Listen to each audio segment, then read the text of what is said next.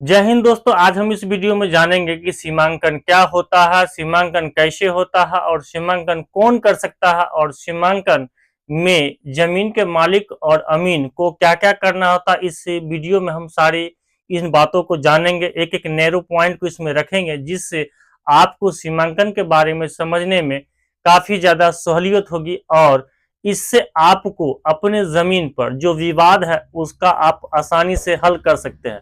मान लीजिए आपके पास 3 कट्ठा जमीन है, तो आप 3 कट्ठा जमीन के मान लीजिए आप जोत रहे हैं, तो वह जो है सो 3.25 कट्ठा हो गया। 5 कट्ठा जमीन है तो वह 4.5 कट्ठा हो गया। 6 कट्ठा जमीन है तो वह 5.5 कट्ठा हो गया। आप मान लीजिए किसी खेत को आप सब कुछ कर रहे हैं और उसमें एक पेड़ है जिसमें आप हल चला रहे थे, उसमें जो है सो हल अगर मान लीजिए 10 फेरा नसता था, अब वह 4 फेरा नसता है। तो इस प्रकार से आप अपने जमीन का आकलन करते हैं कि मेरा जमीन मेरे पड़ोसी ने कुछ न कुछ हासिल कर लिया है या कुछ अपने आप में ढकिया लिया है। तो इस प्रकार का जो विवाद होता है, इस विवाद को लेकर के जो है सो जमीन का सीमांकन किया जाता है। यानी सीमांकन कहने का मतलब ये हुआ कि आपका जो जमीन का जो खेसरा है, उस जमीन का जितना आपका जो निकलता है रकबा कट्ठा, उसका सही से सही दिशा और उसके बाद उसकी जो है बाउंड्री की जाती है। तो इसी वीडियो में हम आपको सारा का सारा हल आपको बताते जाएंगे। आप वीडियो शुरू से अंत देखिएगा, कहीं स्किप नहीं कीजिएगा।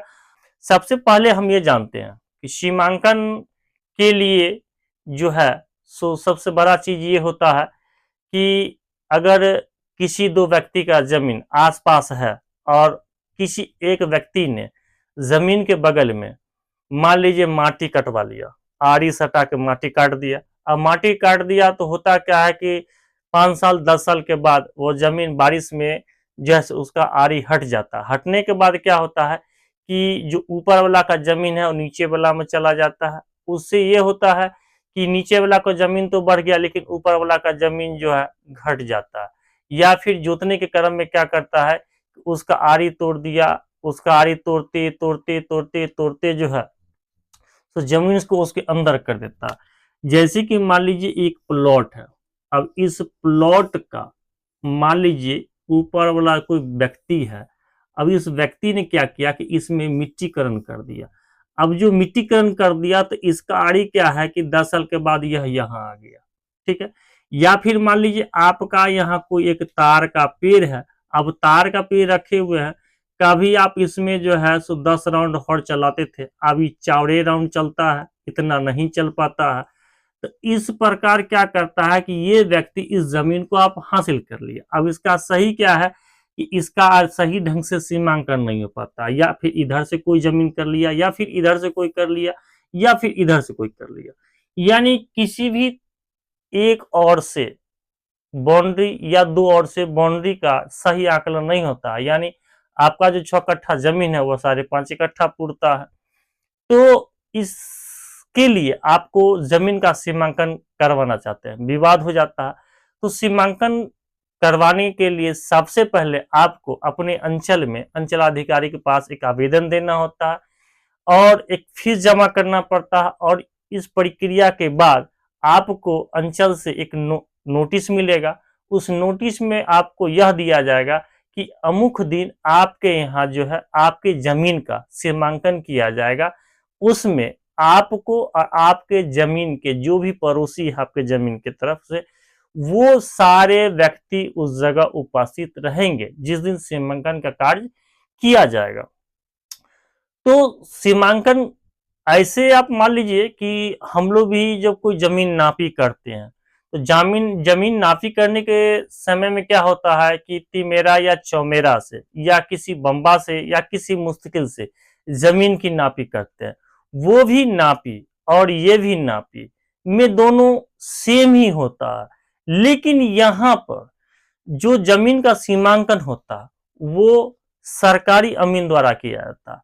इसमें अमीन पूरे जमीन की पैमाइश करती है, सही से नापी करती है। इसमें फिक्स पॉइंट से नापी होती है, 3 सीमानी पत्थर से करता है, उसके बाद कोई मुस्तकिल है उससे करता है, या फिर चौमेरा या तेमेरा से करता है, उसको चेक करता है।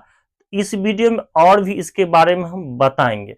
और इतना करने के बाद जब उसे वह विश्वास हो जाता है कि यह जमीन का चारों कोना, यानी ये कोना, ये कोना, ये कोना और ये कोना, ये चारों कोना सही सही बैठ गया है, तब जमीन का जो है सो एक आंकड़ा तय किया जाता है। उसमें लिखा जाता है कि अमुक बम्बा से इसकी पैमाइश की गई, जिसमें जो है सो सर्वे लाइन यह चला चयन के द्वारा, जरीब के द्वारा, और इसमें ये अमुक जगह से किया गया, इसमें ये मिला, यानी सारा ब्यौरा लिख करके उसमें जो है अमीन अपना हस्ताक्षर करके देगा और भविष्य में उस पर कोई जो है सो विवाद नहीं, उस सारा मसौदा तैयार करके देता है और जो भी फिक्स करता है उसमें सब में पिलर गड़वा देता है, जिससे आपका वह जमीन आगे भविष्य में खस के नहीं।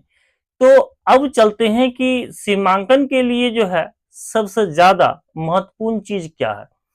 ऐसे सीमांकन के लिए सरकारी अमीन करता है, उसमें अंचल के जो अधिकारी होते हैं वो भी रहते हैं, सारा का सारा प्रक्रिया सरकारी तौर पर आता है।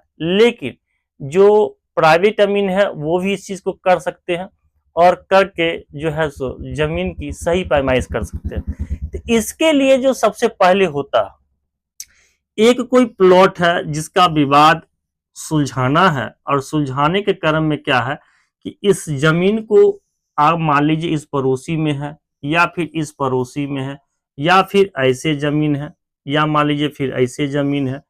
तो इसके लिए सबसे पहले ये किया जाता है कि इसमें जो चादर होता है, यानी मान लीजिए कोई जमीन का प्लॉट का जो है सो मतलब वो नक्शा का जो है सीट है, अब यह सीट मान लीजिए एक है या दो है, ठीक है।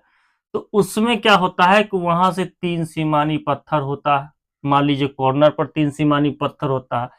तो वहां से क्या किया जाता है कि ये अगर नजदीक में है तो आसानी से इस कोना को नापा जा सकता है, इस कोना से नापा जा सकता है। 3 सीमानी पत्थर यहाँ है तो यहाँ से इसको नापा जाता है। अब उसके बाद मान लीजिए कोई बम्मा है, तो बम्मा से जो है ये बम्मा है तो इसके बीच के सेंटर पॉइंट से भी इसको नापा जाता है। लेकिन यहाँ पर सबसे ज्यादा अगर परफेक्ट जमीन की मापी करनी होती है तो 3 सीमानी पत्थर से ही आप कर सकते हैं, जो सबसे एक्यूरेट माप उतरता है। उसके बाद आप बम्मा से भी कर सकते हैं, या फिर कोई पुराना कुआं है जो पूर्ण सर्वे में वह कुआं उस जगह था और अभी भी उसी जगह है, आप वहां से भी कर सकते हैं। ये 3-4 जगह जो नापी करने का फिक्स पॉइंट होता है उससे सीमांकन अच्छी तरीके से किया जा सकता है। लेकिन जब हम सीमांकन करते हैं और इससे इसको, इससे इसको और इसको इससे मिलाते हैं, तो यह सही है कि नहीं है, यह सही है कि नहीं है। इसके लिए अगर मान लीजिए यहां पर 2 बम्मा है, एक बम्मा यहां है, एक बम्मा यहां है, तो आप क्या कीजिएगा कि इस 3 सीमानी से इस बम्मा को मिलाइएगा, इस 3 सीमानी से इस बम्मा को मिलाइएगा, इस 3 सीमानी से बम्मा को मिलाइएगा। ये जो मिलाना होता है ये टाई लाइन कहलाता है।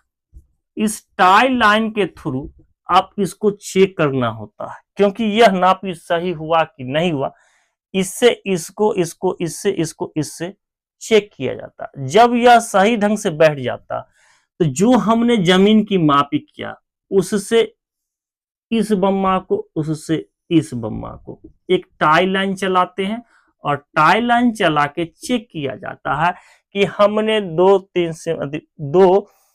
सीमानी पत्थर से और एक बम्मा से जो हमने इस पॉइंट को मिलाया है, क्या ये दोनों बम्मा से सही ढंग से दूरी पर मिलता है कि नहीं मिलता। अगर यह बम्मा से सही हो जाता है तो आपका अगला नापी आप इससे कर सकते हैं, या नहीं तो इससे भी कर सकते हैं। आप इस कॉर्नर को इससे भी कर सकते हैं, इस कॉर्नर को इससे भी कर सकते हैं, इस बम्मा को इससे भी कर सकते हैं, इस बम्मा को इससे भी कर सकते हैं। तो अमुक प्रकार से जो भी 3 सीमानी 4 सीमानी पत्थर है उससे आप सही ढंग से मापी कर सकते हैं। और इसमें नापी करने के बाद टाई लाइन चलाया जाता है, क्योंकि टाई लाइन जब तक नहीं चलेगा तब तक आपने जो उस प्लॉट का जो चारों कॉर्नर मिलाया है उस कॉर्नर का सही मापी हुआ है कि नहीं हुआ है, वो चेक किया जाता है। चेक करने के बाद जब यह सही हो जाता है तो उस जमीन का जो है सो सारा चीज ब्यौरा आपको जो है लिख करके एक पेपर पर दिया जाता है कि हमने अमुक जगह से अमुक खसरा का लिया। अगर यह बहुत दूर हो जाता, मान लीजिए बहुत दूर भी हो गया, तो बीच में अगर कोई प्लॉट पड़ता है उस प्लॉट को भी मेजरमेंट किया जाता है।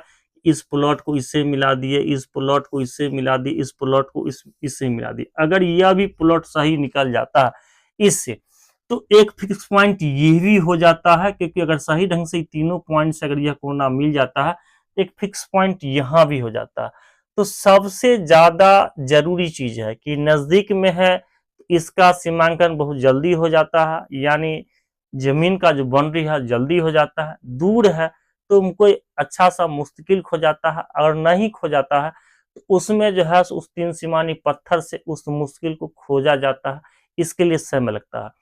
तो आपको यह जानकारी बहुत अच्छा लगा होगा। आप अमानत का काम करते हैं तो भविष्य में ख्याल रखिएगा कि कभी भी अगर जमीन की पैमाइश करें तो फिक्स पॉइंट है उससे ज्यादा कोशिश कीजिएगा, नहीं तो आपका जमीन का जो चौमेरा है या तीन तीमेरा है आप उससे भी कर सकते हैं, क्योंकि जमीन की अक्सर जो नापी होती है अमीन तीमेरा या चौमेरा से ही करते हैं। लेकिन जब किसी का परफेक्ट निकालना हो और जमीन विवाद काफी ज्यादा बढ़ गया हो तो आप हमेशा फिक्स पॉइंट से ही निकालने की कोशिश कीजिएगा। ये जानकारी आप लोग को रखना जरूरी होता है। साथ ही आपको जो लाइन चलती है इस लाइन को भी ख्याल रखना चाहिए, क्योंकि जो लाइन चलती है, जैसे कि मान लीजिए ये यहां से हमने यहां तक जो लाइन चलाया, जरीब लाइन चलाते हैं, तो जरीब को सर्वे लाइन कहते हैं, जरीब को सर्वे लाइन कहते हैं या चैन लाइन भी कहते हैं। तो इस लाइन के बारे में जानना जरूरी होता है, क्योंकि जब भी अमानत का वैकेंसी निकलेगा तो आप उसको परीक्षा में पूछेगा तो आप आराम से आसानी से जो है उसका जवाब दे सकते हैं। इसका भी नॉलेज आप रखिएगा कि कौन कौन लाइन चलता है, कौन कौन लाइन को कौन सा लाइन कहते हैं, इसके बारे में जानकारी रखना बहुत जरूरी है। और यह जरूरी जो है आपको भविष्य में काम देगा। यह जानकारी आप लोगों को कैसा लगा, वीडियो को लाइक और सब्सक्राइब जरूर कीजिएगा। और आपको कोई दिक्कत हो जमीन से जुड़ा हुआ तो आप हमें कमेंट करके पूछ सकते हैं, और हम आपको जो है सो जितना अच्छा से अच्छा हो वीडियो में हम आपको बताने की कोशिश करेंगे। तब तक के लिए धन्यवाद। जय हिंद, जय भारत।